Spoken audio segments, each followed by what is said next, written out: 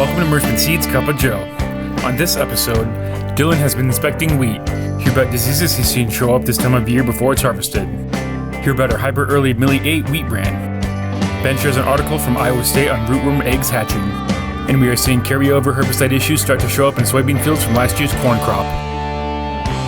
Welcome to Meristem Seeds Cup of Joe. Today we have myself, Dylan, and Lynn, and we are going to go ahead and get started. Dylan, looks like you have something sitting in front of you there. What do you got this week? Yeah, so we've been spending quite a bit of time kind of looking through wheat fields, finishing up wheat inspections for seed production, and we're starting to, it seems like some diseases are starting to kind of pop up.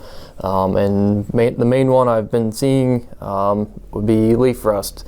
For the most part, it favors kind of wet, cool conditions, and really we've not had much like heat, kind of like in the soybeans we're seeing it. We just need that heat to get going, but it's favorable conditions for that those pores to get started and spread with wind and everything from the south, just like it pushes up in corn. But as we move along, we still have maybe 2, 3, maybe we're probably pushing a month before some of this later wheat is harvested, at least in the local kind of West Point surrounding areas.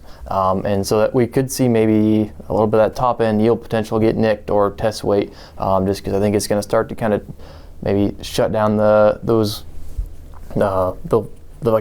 leaves that are left on the plant, on the wheat. So something just to keep in mind. And one of these particular fields, I think maybe got started because the wheat fungicide, it was put on late. It was after anthesis, and then it was almost too late to even maybe do it and spend the money because it was quite a few acres. I mean, we're starting to see that rust come in pretty heavy. As soon as I walked in the field, I could see it, and then it rubs off, and that's a known. You know what rust looks like. So it's something maybe just keep in mind. We need to stay on top of that when we're going in. And I think part of it too, getting in, it happened to rain right before they were able to get in, and then it just got too late on them. So that's something to just keep thinking about every time. We need to start treating it like we are on our soybeans and beans. So yeah, and if you think a typical fungicide is supposed to last 30 days at the absolute most, a lot of the fungicide was flown on in that May 5th, 6th, 7th time frame for our hyper earlies at least. So we're kind of past that point of where the residual would definitely work on it. So rust is not a fun thing to deal with. We haven't had to deal with it here locally for the past couple of years, but it might be a situation where rust is fairly easy to handle. Double fungicide, specifically just a triazole class. You don't want the strobes in late because that can hurt your DON levels, but an additional cheap triazole might have been something that could have been treated. And it's a double-edged sword when we talk about wheat, because we have conditions that's conducive to rust, but we also have conditions that's conducive to grain fill and that. So you kind of take a risk there related to that, but the people that are able to be on the forefront of managing it, some very, very high-yielding wheat potentially out there in the field coming up here within the next, like I said, 2 or 3 weeks on harvest. So this is probably the best I've kind of seen wheat on some of the local areas that maybe some of the growers in the past have kind of struggled, but this year it really looks good. It's filling out fantastic, and wheat dries down fairly fast, so it's going to move right along. We're already in the second week of June, so I mean we're coming up maybe on some of that earlier stuff. Heck, down south, where already guys are maybe starting to tickle into harvest. So I would say next week, especially down south. Yeah, you got a report out already of some. Yeah, I had some stuff from a seed grower that's down in Tennessee, and I believe they were running, the math was like 118 bushel an acre on our Matty 3, and test weights were 55 to 58. So extremely wet area down there this year. Yep. So the 55 to 58 pound test weight, a lot of guys were nervous that it was going to be a disaster and they were going to get docked terribly this year because of the amount of moisture that they had. But 55 to 58, there's still a little bit of a dock there, but it's not as bad. Everybody was pleasantly surprised at this point. So pretty happy with that. Yeah, and not to single any weed out, but I have fielded a few phone calls about Millie. Guys extremely excited about that. And I think one thing that's been really conducive this year to Millie maybe going to have a great year is its tillering potential that's out there with it right now. That stuff just tillered phenomenal. We talked about some relay crop before. It's been used in a couple relay, and that seems to be a really nice niche fit for it. So as that continues to become more popular as a management technique, this one is really filling that role well. And even in solid seeded or drilled 7.5, it looks like it has potential to be extremely high yielding. Covered some gaps that happen, whether that be residue or planter issues, or just maybe even lowering the population back just a little bit. Tillering potential on that one seems to be really exciting, and the comments going to tell us if the yield aspects there as well relate to that. But from the eyeball test, everything seems to be really, really positive in that regard, looking at that. Yep, and the unique part about the Millie, that's kind of going to be my ultra. It's been listed as an ultra early in the book before we came up with a hyper classification, but it still falls in that 7 to 10 days earlier than the medium earlies.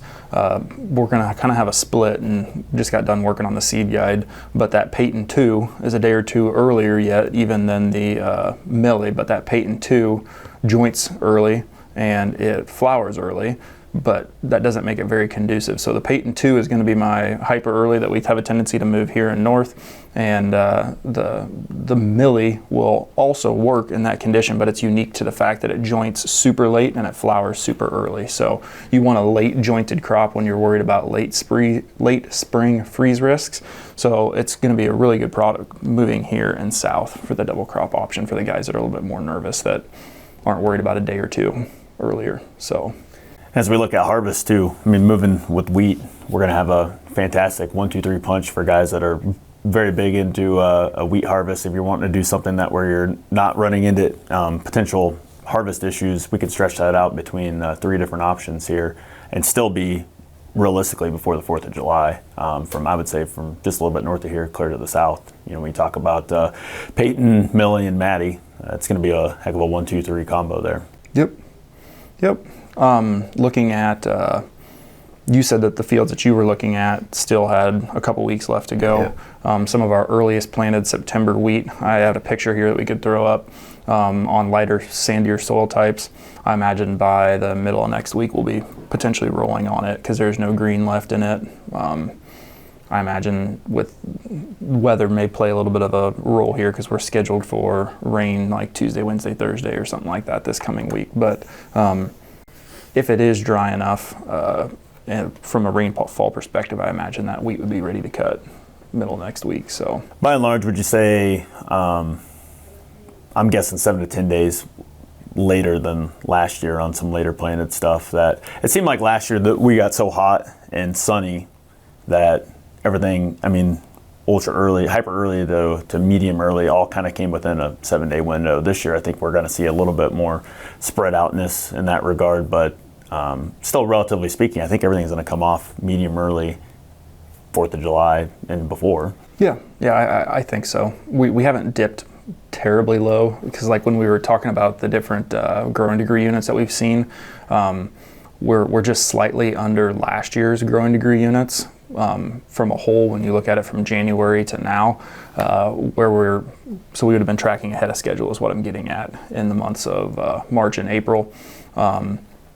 We're just slightly dipped below that now because of the month of May and how cool it's been. So like the corn crop and the soybean crop is going to be further behind, but I think the wheat should still be tracking. I'm hoping we're not a full week to 10 days later, but we're probably going to see every bit of 3 to 4 days on the wheat harvest. And some of the caveats with that I've had discussions with guys is that they were probably almost a full 2 weeks ahead of planting than they were last year. So they're going to gain some ground there on the front side by being a little more, just that it was a great fall and they were really timely on their planting and really pushed that Hessian fly date to get it in the dirt, where last year was a little bit management issues going into it, whether that be managing residue, getting the previous crop off, or some weather issues that came toward the back end. But this fall looked really good, and that's progressing nicely into this crop. I agree with you. I don't know, regardless of, I know there's some fields that I don't believe that we've sold, just all the wheat looks really, really good. There's some issues with some some downy brome grass on some field edges. I think that's going to cause some issues. But overall, wheat looks like a great option for guys, and prices are still holding on where it's okay. It'll be the basis that's what gets us in trouble here, but we can't control that. Right. Produce as much as we can, and hopefully market the grain accordingly. That's what I like to do. One of the other things that I had on my desk from this week was an article from Iowa State at the very beginning of the week, and rootworm egg hatching for the southern third of the state.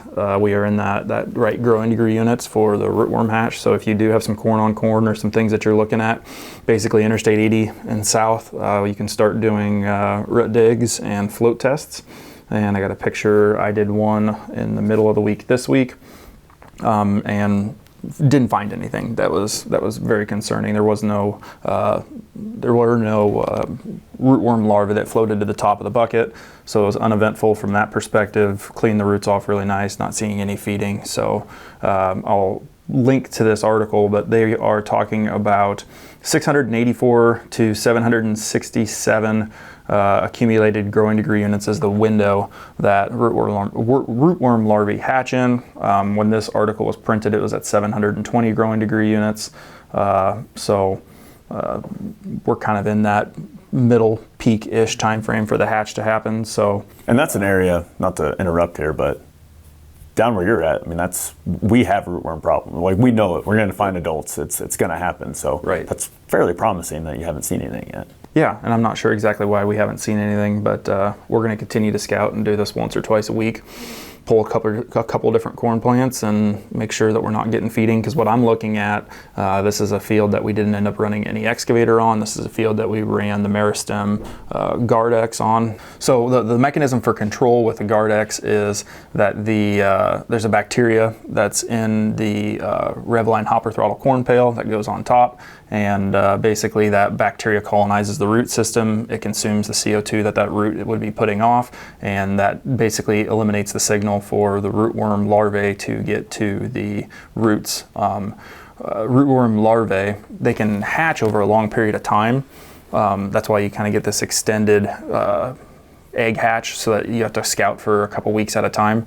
But if the larvae can't sense the root within 2 or 3 days, it starves and ends up dying off. So if you can eliminate the signal, you cut the circle of life off, and hopefully you don't have any feeding. So that's why I'm out in this field. This is a field that's been known to have issues. It's a corn on corn field, so we're going to continue to monitor that. But if you have corn on corn and you are basically Interstate 80 and south, now's the time to be out there and doing root digs and seeing if your management tactic is working effectively. As Turk would say, when the fireflies come out, look for the rootworms, and they've definitely been out. Yes, that is for sure. The other one that I had 2 different phone calls on today, and we'll throw some pictures up. This customer, one of these was from central Illinois, the other one was from northeast Iowa, where we are seeing plants that have bleached looks to their leaves. That's typically indicative of the HPPD carryover. But what they have in combination with that is something that we talked about last year. Me and Avery went over to a field in Oskaloosa that we looked at some of these similar effects. And what I think this is a Stinger Callisto combination, which is a popular product called Resicor. And what we are seeing is either a pre or a post of the Stinger in combination with mesotrione are causing carryover issues. So you got 2 different herbicides that show carryover in 2 different ways, and it seems like they're exacerbated when we have dry symptoms. And as we know, last fall was a very dry fall. We can also link to a video where Aaron Hager is talking with a dealer of ours from Ehler Brothers, Chris Ehler, and they talk about how when things get super dry, even though you may not have when things get super dry, you may have had rain to alleviate, so you don't show up on the drought monitor maybe, because you do get 2-3 inches of rain and you catch back up to average. But there is an affinity for certain herbicides to bind to soil colloids, and they bind so tight that you can have carryover in situations that don't fit the the re-entry interval for soybeans. So I think that's what we're seeing in both of these fields. You're going to be seeing white discolored plants, and then you're also going to be seeing group 4 injury to the newest growing points, and you're going to see a cupped tight leaf. It's a little bit more of an elongated look, not so much like what you get with dicamba.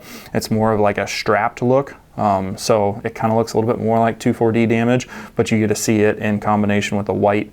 Resicore is an extremely popular product. It just does not play as well, in my opinion, when you have super dry conditions. And when I talked with both Brian Reginator and Brett Reese when they were both sending me these pictures this morning, the first question that I asked is, how dry were they last year? How dry is it coming into this spring? And both of them said that these were both in dry conditions. The unique part about the one that Brett and I were talking about is there's a sprayer that sprayed 120-foot booms last year on the corn. This year with the on the soybeans, it was sprayed with 100-foot booms, and the overlap is where they're seeing this crinkled appearance, these white leaves in the 120-foot pass, but not in the 100-foot pass. So it's a carryover issue where the sprayer was coming back into the end rows where the nozzles didn't turn off, you get a double overlap of that herbicide. So that one was pretty easy to pick out.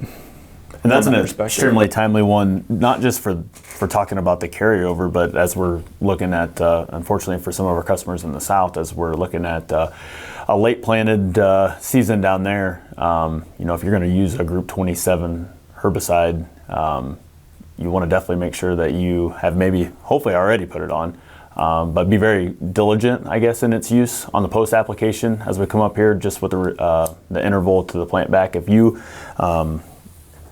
have potential next year to be into that field at a quote-unquote normal time frame, we definitely want to be careful that we're not running into any issues, making a 1-year problem into a 2-year problem. Now, we want to take care of weeds, and I totally get that, but using Stinger as a pre, and you're now in the month of June and haven't got your corn planted, do what you need to do, but just be careful. Yep. That's the biggest takeaway, I guess, because we've had some conversations, some ask of, is there LFGT27 beans still floating around the countryside and whatnot, but it's an unfortunate situation, and I would definitely say you have to make the best of the situation, but just know that we play this game on an annual basis and also for the long game, and we just don't want to do anything to set back our soybeans if we can help it in that regard. Yep, and I think one of the main differences, if you can tell that this isn't just a Group 27 carryover issue, is the leaves. From what I have noticed or been out in fields, the leaves of a Group 27 carryover will still have a soft